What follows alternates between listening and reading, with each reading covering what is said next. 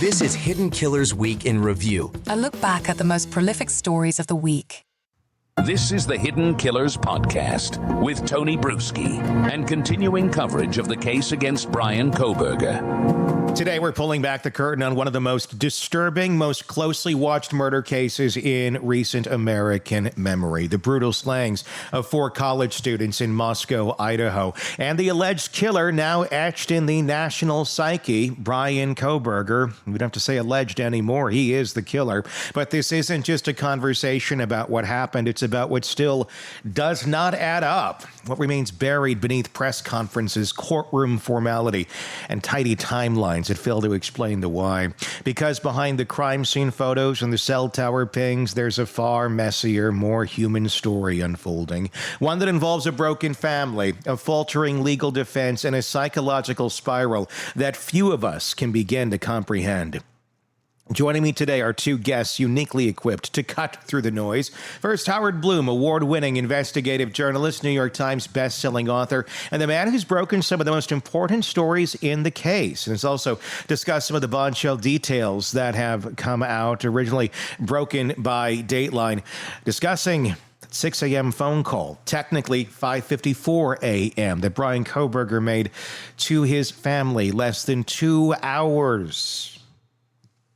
Let that sink in. Less than 2 hours after the murders, bright and sunny in the morning, he's calling mom and dad. Have a nice little conversation. Holidays are coming up. What's on your list? The phone registered to his father is where that call went to. A call that, if you ask Blum, changed everything. He's also the author of When the Night Comes Falling, a searing exploration of the case that functions as both a crime narrative and a requiem.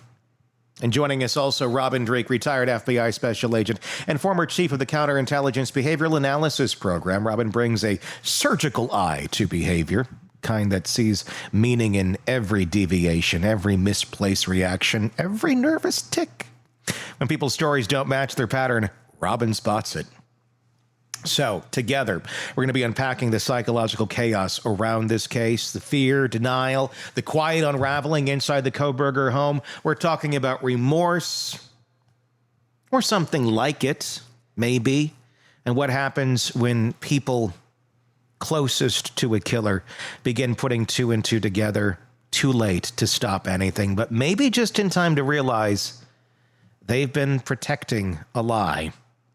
It all begins with that early morning phone call, the one nobody knew about until Blum's reporting and Dateline made it public, a call between Bryan Kohberger and his family. It just might have been the first real crack in the facade. So I start by asking Howard, what exactly was said on that call? And why did it matter so damn much? First, we should remember that Kohberger, and now we can say Kohberger, not the alleged killer. Kohberger left the house on King Road at 4:20 in the morning. Now at 5:54 in the morning, less than 2 hours later, he is, according to Dateline, which first broke this story, he's making a call to a phone registered to his father, Michael Kohberger. Mm-hmm. That is, again, just 2 hours after the murder, approximately. What was said? Only Bryan Kohberger and to whomever he spoke with, only they know what was said. However, my reporting has revealed that he was largely talking on that conversation with his mother, Marianne Kohberger. And this becomes significant when we look to the evolution of the plea deal. Early on, I've been told that Ann Taylor, Kohberger's legal aid lawyer, was realizing, oh my gosh, my client really is guilty. And even worse, I'm not going to be able to raise reasonable doubt in a jury, and my client is going to have to face the long guns of a firing squad. And that scared her. So she approaches Kohberger and says, let's cut a plea deal. Kohberger calls his parents, and his mother says no. She just does not want her son to plead guilty, whether she thought she was innocent, whether she did not want to face the realization that he could be guilty at that moment. For whatever reason, she says no, and so they nix the plea deal. Then, in June, towards the middle of June, the Kohberger team tries 2 Hail Mary passes. They try to convince the judge that they have alternate perpetrators, that Kohberger was really the patsy in this whole case, that other people were the murderers. They planted a knife sheath there that had Kohberger's DNA in it. And they even file a motion with the judge naming these 4 people. And the judge reads this motion, Judge Hippler, and he says, not so fast. This is circumstantial evidence at best. It's allegations, not evidence. So that's thrown out. Mm-hmm. Then the alibi defense. That's their second Hail Mary pass. They want people to think that Kohberger was off in a wilderness park in Washington State at 4 a.m. on a freezing, cloudy night stargazing. And the judge looked at this quote-unquote evidence, and he says, that alibi is not an alibi. So now they had no alibi defense. They had no alternative perpetrator theory they could introduce and no alibi. So they approached Kohberger again and said, look, for your own sake, to save you from the firing squad, which is the rule in Idaho, you really should consider cutting a deal. Let us go, give us permission to go to the prosecution, see if we can cut a deal. Kohberger once again calls up his parents. However, this time, his parents realized after the Dateline special that revealed the call that they might have to go on the stand, his mother might have to go on the stand and talk about what was said during that 54-minute phone call less than 2 hours after the murders. Kohberger now realizes that his parents could be put in a position, if they're asked probing questions, that would legally incriminate them. It also becomes clear to the parents that the father would now certainly have to testify about his cross-country trip with his son in the weeks after the murder, where they're sitting shoulder to shoulder in a white Hyundai Elantra, while all the police all over the country are looking for a suspect in a white Hyundai Elantra, and Michael Kohberger, the father, might have to explain under oath what was said. So when Kohberger realizes that not only has he ruined his parents' life, but he might put them in legal jeopardy, he feels a sense of something akin to remorse. Yeah. Let's not talk about remorse for him. I mean, that's too specific an emotion. His emotions are much more complicated. And I only got a B- in Psych 1 in college. I wouldn't be the one to be an authority on that. But he decides that he owes his parents a duty to try to prevent them, to put them from putting themselves on the stand and incriminating themselves. And also, at the same time, he'll be able to save his own life, live out his future in prison, where he'll be able to scheme and dream. So he then tells Ann Taylor, okay, see if you can get me a deal. Ann Taylor goes to the prosecution, to Bill Thompson, who's leading the case. And Thompson, for reasons that befuddle me, leave me completely baffled, agrees. He's holding all the cards. Now, it's never a sure thing. Any veteran prosecutor will tell you that you're going to win. You're always rolling the dice when you go into the courtroom. However, he was holding all the cards. And what I believe happened is that Thompson just lost the appetite for the fight. Yeah. He said enough already. He was ready to go fishing. And when you think about it, all the powers that be in Idaho from the very beginning have been so ready, so eager to move on. I mean, first you had Judge, the original judge in the case. And Judge said, all right, take the case up north to Boise. Let's get rid of it. And as soon as they did, he retired from the bench. He didn't want to follow the case there. He had enough.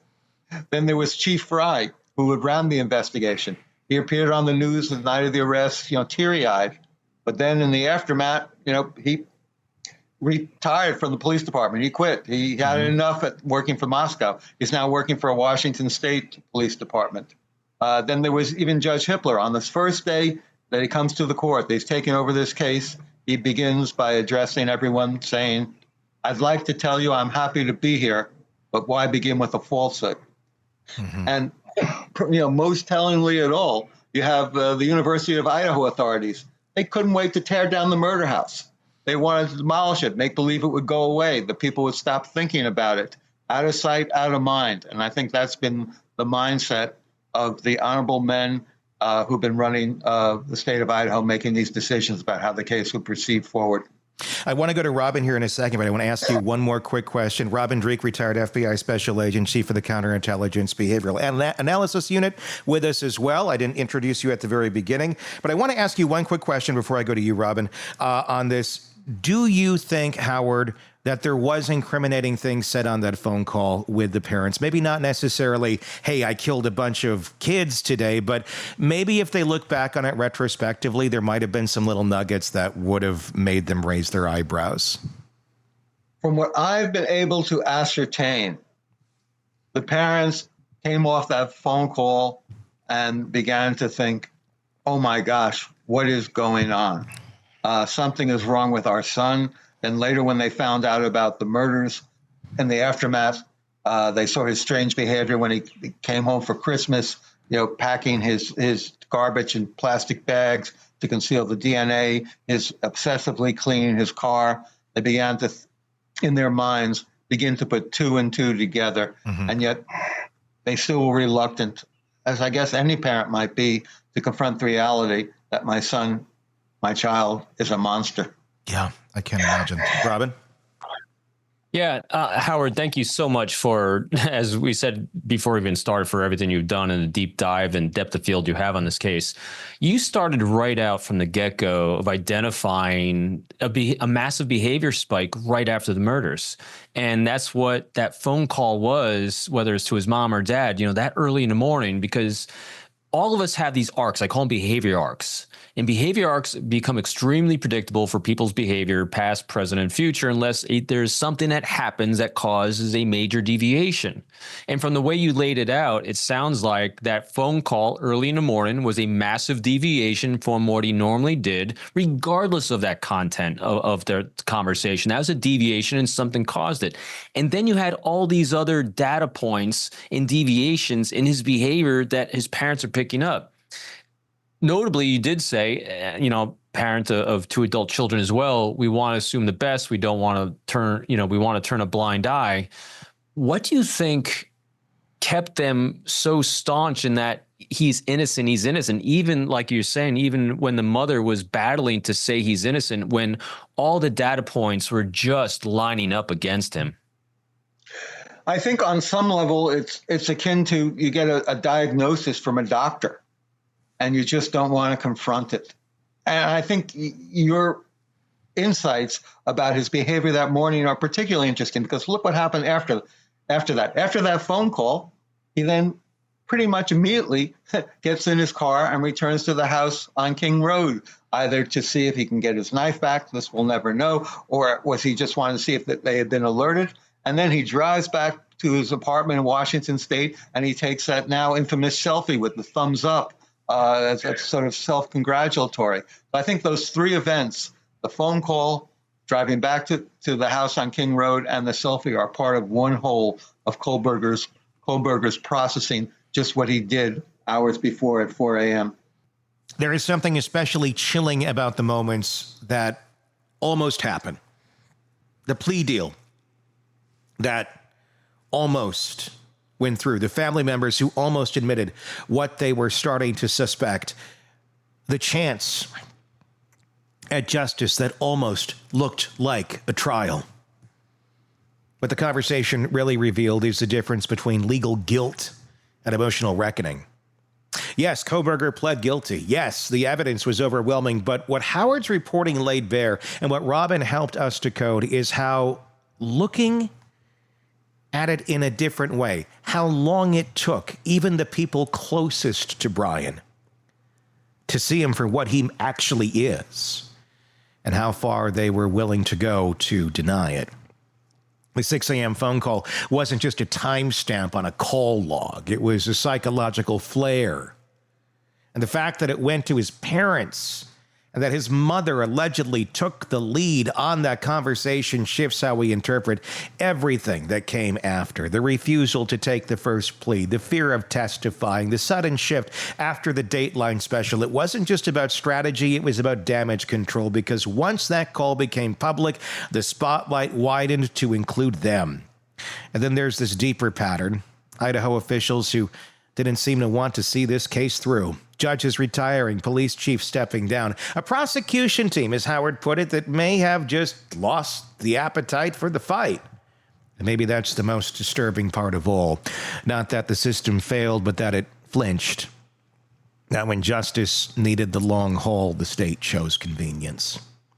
Robin made a sharp point, too. Behavior leaves clues, and Brian's arc from the phone call to the return to the crime scene to the now infamous selfie was one long behavioral red flag, the kind that only you really see clearly when you stop making excuses for people.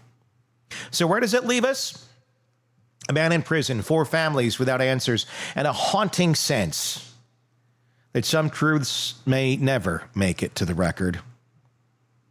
But thanks to voices like Howard's and Robin's, at least we're still asking the hard questions.